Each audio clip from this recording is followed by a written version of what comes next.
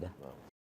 بسم الله الرحمن الرحيم. الحمد لله رب العالمين، وصلى الله وسلم وبارك وكرم على عبده وحبيبه من سيدنا محمد وعلى آله وصحبه أجمعين، وعلى من والاهم واتبعهم بإحسان إلى يوم الدين، وعلى آبائه وإخوانهم الأنبياء والمرسلين وأهلهم وأصحابهم والتابعين، وعلى الملائكة المقربين وجميع عباد الله الصالحين. اللهم اغننا بالعلم وزينا بالحلم واكرمنا بالتقوى وجملنا بالعافية. اللهم يا فتاح يا عليم، يا فتاح يا عليم، يا فتاح يفتح علينا فتحا قريبا، يا فتاح يا عليم، يا فتاح يا عليم، يا فتاح يا عليم. بسند إلى سيدنا الإمام المصنف سيدنا عبد الرحمن بن عبد الله بن أحمد بالفقيه بعلوي رضي الله تعالى عنه في كتابه فتح بصائر الإخوان قال: وأما علوم القرآن والسنة فإنها أساس تلك العلوم وتأصيلها ومبنى تحقيقها وتفصيلها، فيحتاج إليها في معرفة ذلك المعلوم لمن هو من أهل تلك العلوم، ومعرفة فضل أهلها وتفاصيلهم في الأخذ بالمنطوق والمفهوم والعمل بصحيح الإيمان وصريح القرآن، واتساع المعرفة بواضح المنقول وصالح البيان، وانشراح الصدور واقتباس النور بتلاوة كتاب الله تعالى وتفهم مبانيه، وقراءة حديث رسول الله صلى الله عليه وسلم وتعلم معانيه، وذكر أصحابه وأتباعه وحمل الدين وأشياعه، فهم الصالحون، وعند ذكرهم تنزل الرحمة والسكينة وتحصل الجمعية المبينة. تقدم معنا في الدائرة الثانية التي هي دائرة التأصيل ودائرة العلم والبيان، الحديث عن علم الاعتقاد والإيمان، وبما يقوى وما يحتاج إليه أخذه، وما يتخصص فيه الأقوياء والأكابر وما يحتاجه العامة. ثم ذكر لنا أيضا الفقه ووجوب إخلاص النية فيه، وأنه لا يذم بحال إذا صدقت النية وسلم من الخروج إلى الجدال أو التعلق بالتفريعات النادرة مع انقطاع عن الذكر لله تبارك وتعالى. ثم ذكر لنا أيضا من العلوم علم التصوف، وكما أشار في علم الفقه إلى علم الآلات، وأن الله تعالى ذكر أحكام من ما يتعلق بالبيع والشراء والنكاح والطلاق وما ذلك، فنحن نقرأها في الصلاة وتكون كلها صلاة وتكون كلها لأنها من القرآن الكريم. فهكذا حتى ذكر الله لنا سبحانه وتعالى في الكتاب العزيز قصة أصحاب الكهف من العباد الصالحين، وذكر معهم كلبهم وكرر ذكر كلبهم، فكلبهم يذكر وسط الصلوات، حتى وسط الصلوات بشيء من الاستحسان لفعله أو لتمجيد ما هداه الله له من مرافقة هؤلاء الصالحين. ويقول: وكلبهم باسط ذراعيه بالوصيد، فلما ذكر عددهم لم يغفل الكلبة، وقال: سيقول 3 رابعهم كلبهم، ويقول 5 سيقسم كلبهم رجما بالغيب، ويقول 7 وثامنهم كلبهم. لذا لما توفي سيدنا أبو زرعة عليه رحمة الله الحافظ من المحدثين، وكتب في وصيته أن يقبروني على مدخل قبر سيدنا موسى الكاظم عليه رضوان الله تعالى، واكتبوا على قبري: وكلبهم باسط ذراعيه بالوسيط. وكلبهم باسط، وهو إمام محدث عظيم، عارف، قال: حطونا على مدخل قبر هذا الإمام في بنا، واكتبوا على قبري: وكلبهم باسط ذراعيه بالوسيط. لا إله إلا الله. أدبهم واتصالهم بأهل المعرفة وتعظيمهم لأهل البيت الطاهر رضي الله تعالى عنه. فصار هذا الكلب يذكر حتى في الصلاة، وتميز من بين الكلاب. كلاب الدنيا ترجع يوم القيامة كلها إلى تراب كبقية الحيوانات، وهذا الكلب يطهر ويدخل مع أصحابه إلى الجنة، تمييزا له لأنه صاحب هؤلاء ولأنه أحب هؤلاء. لا إله إلا الله. وذكر لنا علم التصوف وأنه عزيز، إلا أن مواهب الله كبيرة ويهب ما يشاء من يشاء. وقال: إن وجدنا أحد من المنتمين إليهم فضلا عن المتحقين بحقائقهم فنجالسهم ونقرب منهم، فإن رحمة الله عامة لمن اتصل بهم ولمن واصلهم. ثم ذكر لنا الآن علوم الكتاب والسنة، علوم القرآن من تفسير وأصول تفسير وما تعلق به، ومن الحديث رواية ودراية. قال علوم القرآن والسنة هي أساس تلك العلوم، أساس علوم التوحيد وعلوم الفقه وعلوم الآلات وعلوم التصوف، كلها أساسها الكتاب والسنة ومبنى تحقيقها وتفصيلها، فيحتاج إليها في معرفة ذلك المعلوم لمن هو من أهل تلك العلوم. مشير إلى أنه عند أخذ علم الآلة والطرف من المبادئ من هذه العلوم يمكن أن يتحصل من التفسير على أثر كبير وعلى نفع عظيم، وأنه من دون أن يتقدم علم الآلة وطرف من علوم الفقه وعلوم التوحيد وعلوم التصوف فإنه لا يستطيع أن يستوعب المعاني والدلالات في الآيات وفي الأحاديث، ويمر عليها مرور الكرام ويأخذ فقط من مبادئها. ولكن إذا تقدمت عنده علوم الآلة ومع علوم الآلة طرف من علم الفقه ومن علم التوحيد من علم التصوف، فإنه يستطيع أن يفهم من معاني الآيات فهم أوسع وأن يستخرج منها الدلالات. وقال أن في هذا تحصل فوائد كبيرة في الاتصال بعد ذلك بعلوم الكتاب والسنة، وفيها معرفة فضل أهلها، وفيها أيضا اتساع المعرفة بواضح المنقول وصالح البيان، كذلك يكسب انشراح الصدور واقتباس النور. ولذا قالوا أن يظهر على كثير من أهل الحديث النور على وجوههم، قالوا لأنهم يكثرون الصلاة عليه صلى الله عليه وسلم، لأن لما يقرون الحديث يقول قال صلى الله عليه وسلم وخرج صلى الله عليه وسلم وضحك صلى الله عليه وسلم ولبس صلى الله عليه وسلم، فيكثرون الصلاة على النبي فتتنور قلوبهم وتتنور أيضا وجوههم. وهو القائل نضر الله امرأة سمع منا مقالة فوعاها فأداها كما سمعها، فترى النظرة على وجوه أهل الحديث كذلك. وقال ويحصل أيضا انشراح الصدور واقتباس النور بتلاوة كتاب الله وتفهم مبانيه وقراءة حديث رسول الله صلى الله عليه وسلم. ولذا نجد عند الفقهاء المتقدمين يخلطون كتبهم في الفقه بآيات وأحاديث، وكمثل ما ألف أبو إسحاق الشيرازي في كتابه المهذب، ويقول لقوله صلى الله عليه وسلم لحديث كذا، لقول الله تعالى لآية كذا، فيذكرون الآيات والأحاديث وسط علم الفقه. قال وكذلك يحصل لهم ذكر أصحابه صلى الله عليه وسلم وأتباعه وحمل الدين وأشياعه من رجال السند. قال فهؤلاء هم الصالحون وعند ذكرهم تنزل الرحمة، كما قال سيدنا الجنيد بن محمد إن حكايات الصالحين جند الله يرسلها إلى القلوب. قالوا هل لذلك من شاهد؟ قال نعم. قال تعالى لقد كان في قصصهم عبرة لأولي الألباب. وقال وكلا نقص عليك من أنباء الرسل ما نثبت به فؤادك.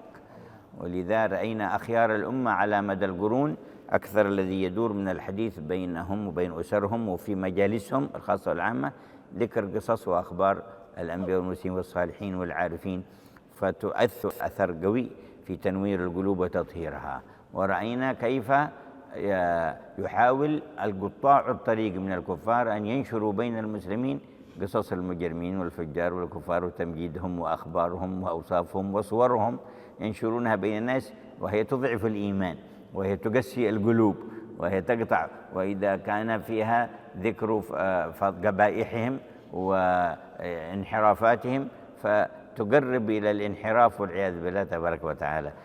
فكثير من المسلمين وقعوا في هذا الفخ واستبدلوا بذكر أخبار الصالحين ذكر أخبار أهل المجون وأهل الغفلة وأهل الفسق وأهل التمثيليات الهابطة إلى غير ذلك. فالله يحفظ على قلوبنا ذكره وذكر أحبابه وأهل حضرة اقترابه. قال وتحصل الجمعية المبينة، أي جمعية القلوب على الله تبارك وتعالى المبينة لمعالم السير إليه سبحانه وتعالى، والمبينة للمعايب التي تقطع عن الوجهة إليه، فتحصل هذه الجمعية بمجالسة هؤلاء القوم عليهم رضوان الله وذكر أخبارهم وحكاياتهم وأوصافهم. قال سيدنا الإمام الحداد: إذا فاتني قرب الأحبة واللقاء ففي ذكرهم أنس لوحشة خاطري، أنا الهائم المفتون في حب سادة تهتكت فيهم بين باد وحاضري، وخيرت فاخترت الغرام طريقة أموت وأحيا هكذا يا معاشري. ويقول قائلهم: ردد حديث الصالحين وذكرهم، فبذكرهم تتنزل الرحمات، واحضر مجالسهم وهم في حبهم، وقبورهم زرها إذا هم ماتوا. وقال بعضهم لسيدنا الإمام الحداد وهو مسافر، يقول: إن شاء الله نرجع من السفر وأنتم على قيد الحياة الدنيا. قال: إن وجدتنا على قيد الحياة الدنيا وإلا فقبورنا تنوب عنا، وإلا فقبورنا تنوب عنا، لأننا إنما ننتقل من عالم إلى عالم وهكذا. ولما قبره هذا الرجل يسمى عيدروس بن عمر بن أبي بكر بن مسعود، ألحد الإمام الحداد، فلما ألحده قال: شاهدت بست القبر امتد على مد النظر من الجهات كلها، فلولا الشريعة ما خرجت من القبر، كل محلي يقبرون فوقه ويدفنوا عليه التراب، ولكن شرع الله فخرجت، وإلا بعدما شاهدت اتساع القبر قال: لولا الشريعة بجلس محلي يقول خلاص ما عاد بأخرج من ذا المكان، ادفنونا معه. ولكن هكذا أظهر الله له، وهو شاهد ما جاء في الأحاديث أن قبر المؤمن يتسع بالنسبة لروحه وبالنسبة له على مد النظر من جميع الجهات، وتفتح له كوة إلى منازله في الجنة، فيشاهد الجنات وما يجري فيها وهو مبشر بها. لهذا جاء في الحديث أنه قال في بعض زياراته صلى الله عليه وسلم لقبور المؤمنين: أبشروا فإن الساعة قريب. يبشرهم بقرب الساعة لأنهم يشاهدون الجنة ويشتاقون لدخولها، فيفرحون كلما قربت الساعة. أبشروا فإن الساعة قريب، بخلاف الكفار والفجار والأشرار يخافون الساعة لأنهم في عذاب، وعذاب الساعة أشد. ولهذا قال عن قوم فرعون: النار يعرضون عليها غدوا وعشيا ويوم تقوم الساعة وادخلوا، أو في القراءة الأخرى: أدخلوا آل فرعون أشد العذاب. اللهم أجرنا من النار. قال: وأما الآلات من علم النحو وعلم اللغة العربية فإن بها معرفة الكلام العربي وفصوله المحتاج إليها في فهم كلام الله وكلام رسوله، والسلامة والتحفظ من تصحيف وتغييره وتحريفه عن مواضع وقوعه ومواقع نزوله، وناهيك بتلك من وسيلة يبلغ الموفق بها سولة. وبالجملة فالعلم وجميع فنونه الراجعة إلى الدين من الدين، ومن أفضل الطاعات لرب العالمين. قال: ومن فهمه وقاد، عنده فهم قوي يستوعب المسائل ويشمل بالإدراك التام دقيقها وتفريعها، ومن فهمه وقاد والعلم له منقاد، فليصرف وقته كله فيه سوى ما يضطر إليه أو يعول عليه لأداء الفرائض الواجبات والمندوبات والقيام بالحقوق اللازمة والمؤكدات كالحزب القرآني، يعني ما ينقطع عن القرآن. ولهذا كان الإمام الشافعي يجزي ليله 3، يجعل ثلث للعلم وثلث للنوم وثلث للقرآن والعبادة. وإذا جاء رمضان له في الليل ختمة وفي النهار ختمة، وهكذا حتى يختم القرآن في رمضان 60 ختمة عليه رضوان الله تبارك وتعالى. وهكذا مر عليه رجل مرة وهو في الدرس وقال للإمام الشافعي: تجد دليلا للإجماع؟ قال: نعم. قال: أين هو؟ قال: في القرآن. قال: فأين هو؟ فأرتجع الإمام الشافعي قال: إني تاركك 3 أيام ثم آت إليك فأسألك. قال: فقرأ الإمام الشافعي القرآن 3 مرات كل يوم في ال3 الأيام يردد، حتى وقف على قوله سبحانه وتعالى: ومن يشاقق الرسول من بعد ما تبين له الهدى ويتبع غير، ومن يشاقق الله ورسوله من بعد ما تبين له الهدى ويتبع غير سبيل المؤمنين نولى ما تولى. لما جاء اليوم الثالث قال له: فين الدليل من القرآن؟ قال له: تلا له الآية ويتبع غير سبيل المؤمنين، فأثبت المؤمنين سبيل وهو أجمعوا عليه، فمن خرج عن سبيلهم فقد توعده الله تبارك وتعالى. وهكذا الله لا إله إلا الله. كالحزب القرآني، وهو ورد من القرآن كل يوم، فلا يقل عن الجزء في اليوم والليلة. فإن كان حافظ فيحتاج إلى 3 أجزاء أو أكثر من ذلك يقرأها في كل يوم وليلة، كالحزب القرآني والأوراد النبوية، أذكار الصباح والمساء المقيدة بالأسباب والأوقات، أذكار النوم، أذكار الطعام، أذكار الشراب، أذكار دخول المسجد، الخروج من المسجد، هذه الأذكار الواردة لا يغفلها. والنوافل كذلك من الصلوات وغير الصلوات، فإن ذلك من تمام الفرائض ومكملاتها. فإن من فضل الله أنه يكمل الفرائض بالنوافل، ما نقص من الفرائض وما كان من خلل فيها يكمل بالنوافل، ومما حض الشارع عليها وخصها بأسباب وأوقات. وإن كان فضل العلم مشهورا على العموم، وأن هذه أمور لها تخصيص معلوم، ولا ينال فضل العلم إلا بالإخلاص فيه والصدق به مع الله، وذكره بالله وذكر الله فيه، وعدم الغفلة به عن الله. فقد قدمنا أن ذكر أحكام الله من ذكر الله، وحذرنا من الغفلة به عن الله بالاشتغال بقيل وقال وكثرة السؤال والمراء والجدال، فإن ذلك يصير إلى الغفلة ثم إلى القسوة ثم موت القلب وشتات البال المؤدي إلى الضلال والخبال. وهكذا قالوا الإمام مالك رضي الله عنه قال إن من السنة أن تخبر بالسنة لا أن تجادل بها. يعني من السنة أن تخبر بالسنة لا أن تجادل بها، ما تجادل بالسنة لكن تخبر بها. وبذلك كانوا يتوقون الجدال العقيم فيما لا يفيد وما لم يكن القصد فيه إجلى وجه الحقيقة أو رد على زايغ ومبتدع، فلا يحبون الجدال. ما ضل قوم بعد هدى كانوا عليه إلا أوتوا الجدال. قال ومن الإفراط في الطلب المؤدي إلى التفريط في صالح الأعمال من الفرائض المؤقتة والنوافل المؤكدة وما ذكر معها بالتضييع والإهمال، فإن ذلك يؤدي إلى نقصان في الدين وعصيان لرب العالمين. وأي خير في علم يؤدي إلى نقصان ويدخل في حيز العصيان، فإن من أخل بنوافله المؤكدة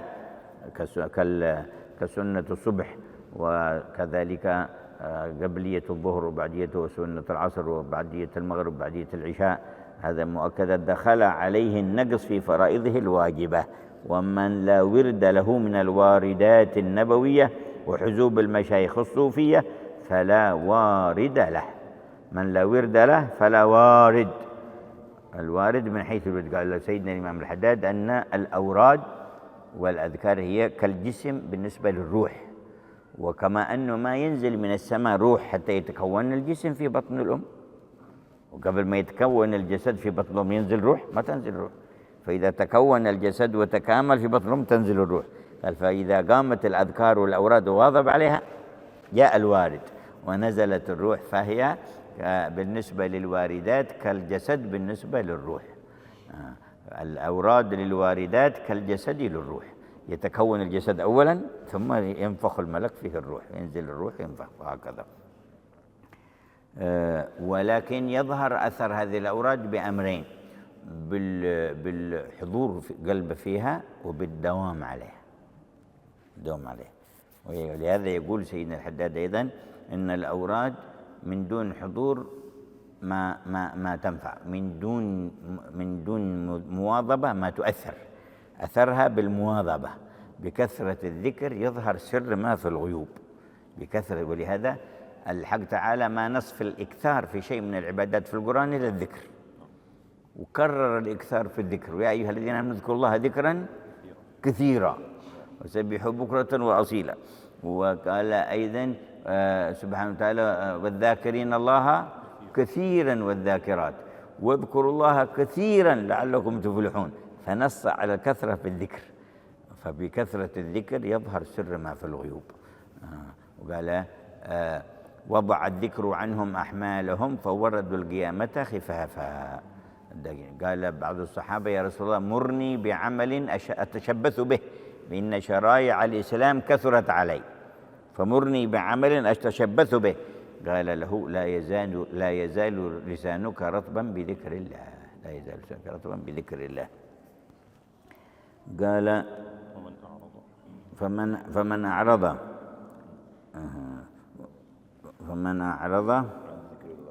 عن ذكر الله، من أعرض عن ذكر الله وحزوب القرآن ونسي الله أنساه نفسه وجعل قرينه الشيطان وحشر يوم القيامة أعمى وعاش وهو حيران.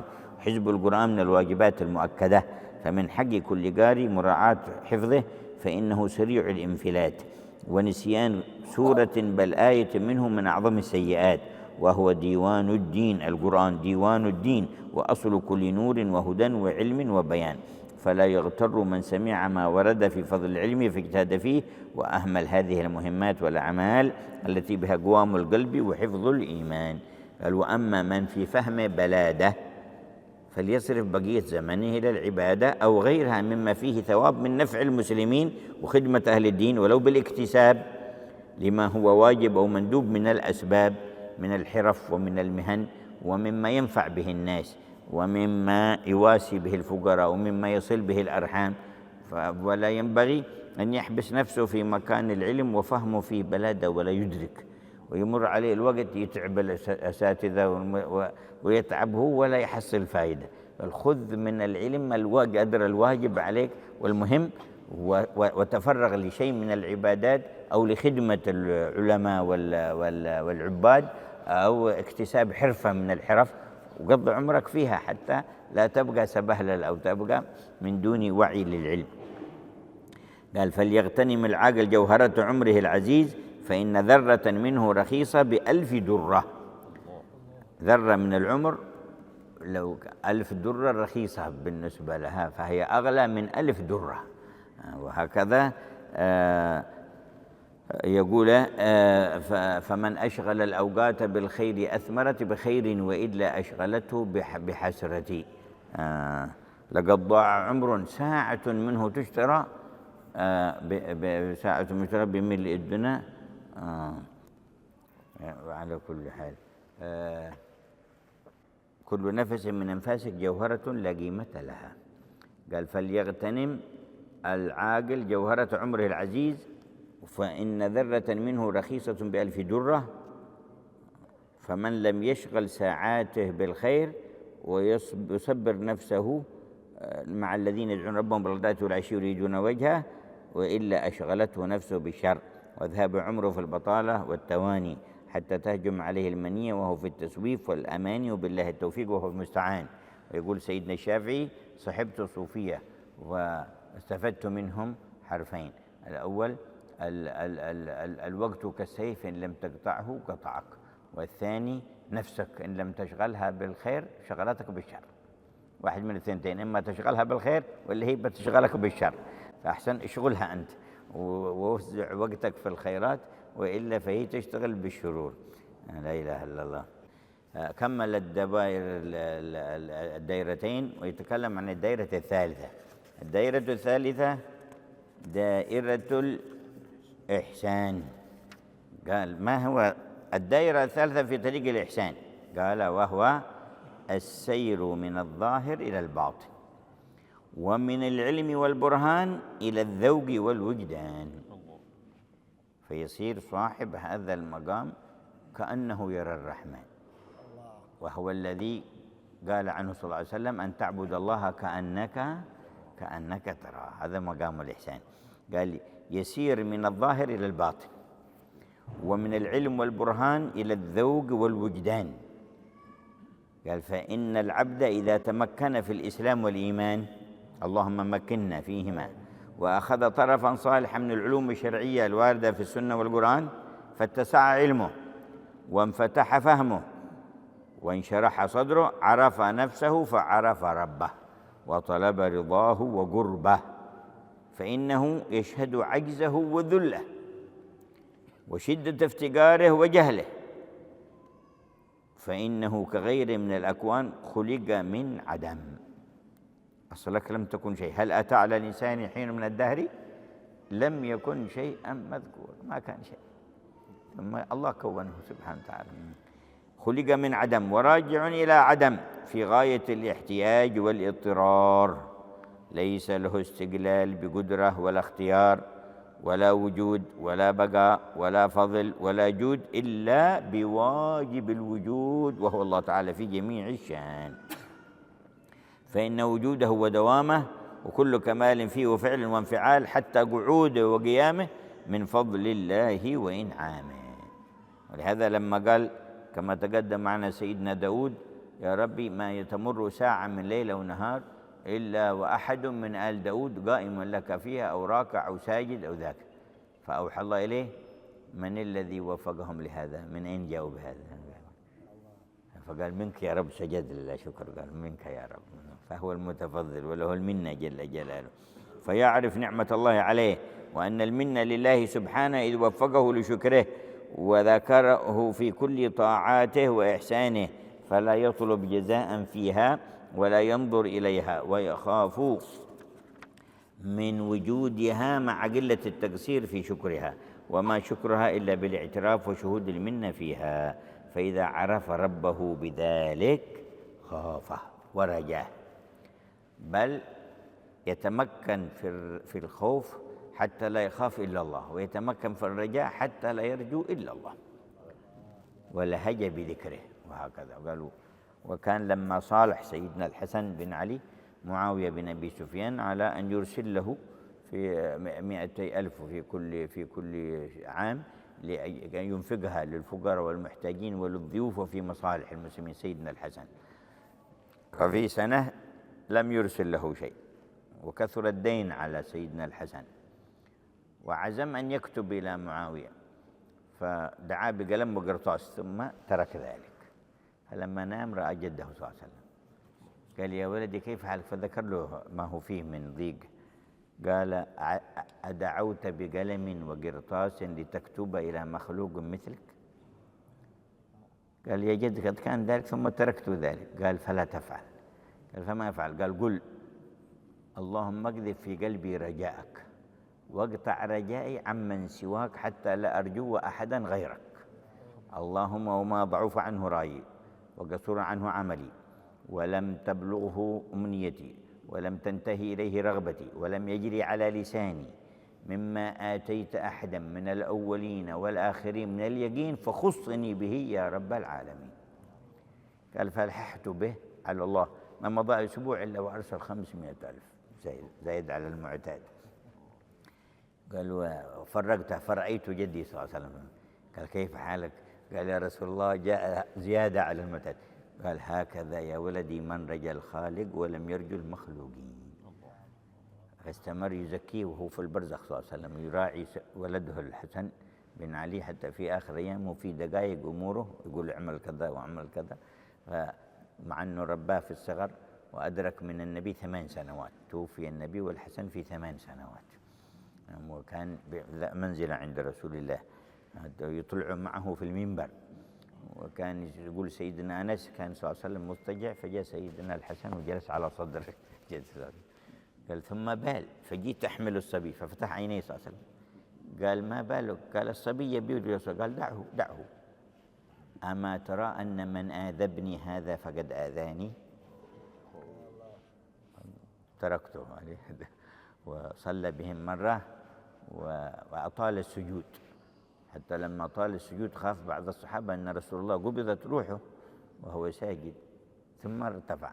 فلما سلم قال: لعلكم عجبتم من إطالة السجود. قالوا: بلى يا رسول الله، خفنا. قال: ما لم يكن شيء، ولكن ابني هذا يعني الحسن ارتحلني، يعني طلع فوق ظهري، فكرهت أن أرتفع حتى يخرج، فبقي ساجد حتى خرج الحسن ثم ارتفع صلى الله عليه وعلى آله وصحبه وسلم. ولهذا قالوا أن سيدنا بلال عليه رضوان الله وكان خازن المال والأمين للنبي صلى الله عليه وسلم، كان ومؤذن. لما توفي صلى الله عليه وسلم صعب عليه المقام في المدينة، إذا مشى في طريق يتذكر أنه مشى هو إياه في هذا الطريق يبكي، إذا جلس مكان يتذكر أنه قد جلس معه، إذا دخل بيت يتذكر أنه كان مع النبي في هذا البيت. فاستاذن من سيدنا أبو بكر، قال: إذن ليخرج من المدينة الآن ما أقدر أجلس فيها، كل شيء فيها يذكرني برسول الله. فأذن له ذهب إلى الشام، كذا روى بن عساكر قال فلم وصل إلى الشام وأقام سنة، في الليل رأى النبي صلى الله عليه وسلم: ما هذه الجفوة يا بلال، أما آن لك أن تزورنا؟ هاج شوقه، أصبح ثاني يوم ركب الرحل وشد إلى المدينة. فرح به سيدنا أبو بكر، سيدنا عمر، والصحابة ذكروا أيامهم، وطلب منه يؤذن. قال: يا خليفة الإسلام ما أذنت بعد رسول الله لأحد. سيدنا عمر كلمه قال: ما أذنت بعد رسول الله. كبار الصحابة كان جالس في المسجد وإذا بالحسن أقبل. لما أقبل الحسن اهتز سيدنا بلال، قام إليه وتذكر أيام وخروجه مع جده صلى الله عليه وسلم، ضمه إليه والحسين معه، ضمهم قال: يا بلال أذن لنا كما كنت تؤذن لجدنا. قال: أما والله لقد طلبها مني كبار الصحابة فامتنعت ورددتهم، أما أنتما إن رددتكما فما أدري ما أقول لجدكما. مرحبا سأؤذن. لما جاء وقت الظهر طلع في مكان مرتفع بدأ يؤذن، الصوت حرك المدينة ومن فيها. تذكروا أيام صلى الله عليه وسلم، خرج الناس من ديارهم، الرجال والنساء والصغار والكبار، يقولون: أبعث رسول الله، هل رجع إلينا النبي؟ الصوت هذا يذكرونه قبل سنة كان في أيام صلى الله عليه وسلم. خرجوا يبكون وضجت المدينة بالبكاء. قال: فلم ترى المدينة أكثر باكيا بعد يوم وفاة صلى الله عليه وسلم من يوم أذان بلال. وهو بنفسه وصل إلى عند قوله: أشهد أن محمد رسول الله، خنقته العبرة وما عاد قدر يكمل أذان وخرج. وضجت المدينة بمن فيها، وتجمع الناس حول المسجد، وخرج الرجال والنساء والصغار والكبار. ذكرهم هذا الصوت أيامه صلى الله عليه وسلم وأيام كان فيهم. والصحابة هكذا كانت قلوبهم وهكذا كانت مشاعرهم رضوان الله عليهم. والله جمعنا بهم في دار الكرامة. قال: خافه ورجاه ولهج بذكره ودام على اجتناب نهيه وامتثال أمره. هذا مقام الإحسان الآن، دائرة الإحسان. وطلب قربه وغلبت عليه الإنابة، الله، ومزيد حبه، فتمكن في ذلك واستقر له بالذوق والوجدان حتى يعبد الله كأنه يراه، ويشهد معناه فيما عناه ورآه، ويعترف بمنة الله عليه في طاعته وذكره، يشهد المنة لله، ويعترف بعجزه عن أداء حقه وشكره، فيفر إلى الله من جميع الأكوان. ففروا إلى الله إني لكم منه نذير مبين. ويبرأ إلى الله من التعويل على طاعة أو عصيان، ويذوق معنى وسر لا حول ولا قوة إلا بالله. يتبرأ من حوله وقوته ويشهد حول الله وقوته، يقول لا حول ولا قوة إلا بالله. لا يستطيع أحد يرفع أصبعه ولا يضعها، ولا يطير طائر بين السماء والأرض، ولا يرفع جناحه ولا يضعها إلا بالله. لا حول ولا قوة إلا بالله. لا قدرة ولا قوة على شيء، لا تحول عن شيء ولا قدرة على شيء إلا بالله سبحانه وتعالى. وهي كنز من كنوز الجنة، لا حول ولا قوة إلا بالله، كنز من كنوز الجنة. وهكذا كان سيدنا أبو موسى الأشعري مر في بعض الأسفار مع النبي صلى الله عليه وسلم، ويمشي معه في السفر معه على الناقة. قال: فجعلت في نفسي أقول لا حول ولا قوة إلا بالله العظيم. فقال له صلى الله عليه وسلم: يا عبد الله بن قيس، قلت: لبيك يا رسول الله. قال: أكثر من لا حول ولا قوة إلا بالله، فإنها كنز من كنوز الجنة. لا حول ولا قوة إلا بالله. قال: ولا يزال يترقى في منازل الصبر. حقيقته كان يفهم قبل ما يصل لهذا المقام، كان يسمع الصبر وفضل الصبر، ولكن حقائق الصبر ما يذوقها إلا الآن. الصبر والشكر والإنابة، ويكرع من مناهل الرضا والتسليم والتوكل والمحبة، فيرد جميع أمره إلى الله سبحانه، لا إله إلا الله، ويوليه جميع ما ولاه، فيرجع إلى الله شؤونه وأحواله كلها، ويولي الحق سبحانه وتعالى قوله وفعله وقصده وأخذه وعطاؤه، جميع ما أعطاه وأولاه يوليه الحق سبحانه وتعالى، يتوكل فيه على الحق ويعتمد على الحق ويشهد فيه أمر الحق. قال من أمور آخرته وأولاه أي دنياه، وللآخرة خير لك من الأولى أي من الدنيا. فيتولاه ولا يزال مسافرا في الله فارا إليه فيه به. قال مسافرا في الله، هو قبل في الإسلام والإيمان والعلم والبيان كان مسافر إلى الله، كان مسافرا إلى الله. الآن مسافرا في الله، لا يزال مسافرا في الله فارا إليه فيه به سبحانه وتعالى. فيبدأ السير إلى الله والسفر، ثم يصير سائر بالله، ثم يصير سائرا في الله بالله جل جلاله. لما تتلاشى عبوديته وتتولاها الربوبية يصير سائر في الله سبحانه وتعالى، أي في منازل القرب منه وفي الصفات المحبوبة لديه جل جلاله، ولا يشهد إلا الله جل جلاله وتعالى في علاه. قال مستهترا بذكره، يعني متولعا مستغرقا، مستهترا بذكره ذاهبا فيه حتى يفنى عن نفسه وعن ذكره ويستغرق في الله فلا يشعر بغيره، بل ربما نطق بلسان الحق الاستغراق فيه فقال أنا الحق، وربما أنكر نفسه وتعينه في الخلق وهو معذور لغلبة سلطان الحقيقة عليه، فهو يتردد بين صحوه وسكره. غيبته عن الوجود وإدراكه للحسيات في وقت فيقال صحو، وغيبته عن الحسيات كلها فيقال سكر، وجمعه وفرقه.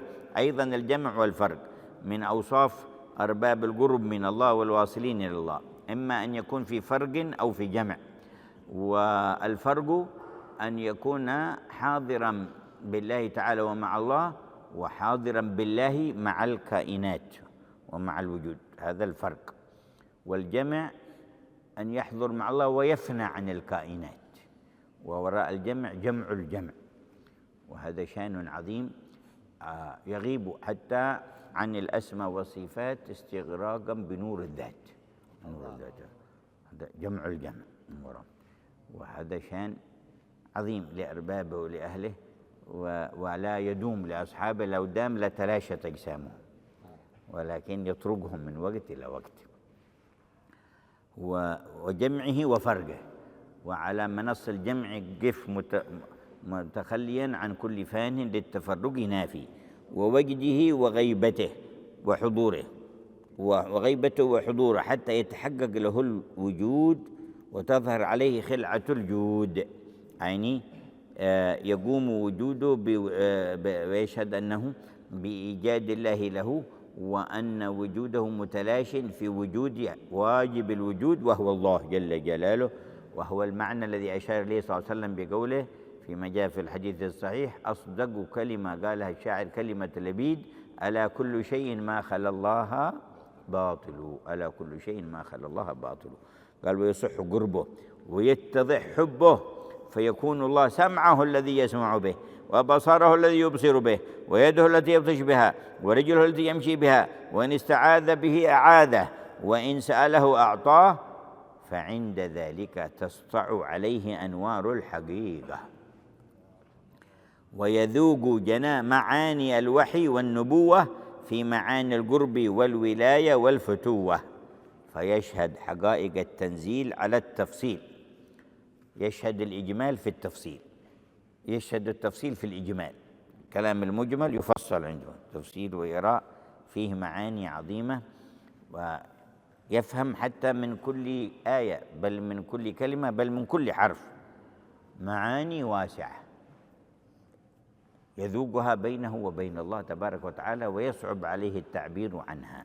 قال فيشهد حقائق التنزيل، يعني حقائق القرآن، على التفصيل، ويعرف معارف التفريع والتأصيل، ويفهم بالله عن الله كل مشكلة، ويتضح له بنور الله سبحانه وتعالى كل معضلة. وذلك ثمرة التقوى واليقين وصحبة أهل الله المتقين. قال الله تعالى: ومن يتق الله يجعل له مخرجا، من معاني الآية من كل مشكل ومعضل، يجعل له مخرجا من كل مشكل ومعضل. ويرزقه علما وفهما من حيث لا يحتسب. الله. قال أيضا واتقوا الله ويعلمكم الله. إن تتقوا الله يجعل لكم فرقانا نورا تفرقون به بين الظاهر والباطن، وتفرقون به بين الصالح والأصلح، وبين العظيم والأعظم إلى غير ذلك. وما بقي معنا إلا الدائرة الرابعة، نسأل الله يحيينا للدخول فيها، ويكون بها الختام للدرس إن شاء الله في فجر يوم الأحد في الغد إن شاء الله تعالى، ونكون أكملنا الرسالة وكذا. حياكم الله. أعوذ بالله من الشيطان الرجيم.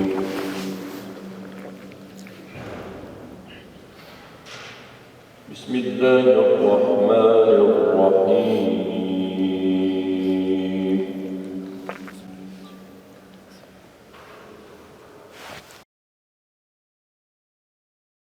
وكذلك أوحينا إليك روحا من أمرنا صلى الله عليه وسلم.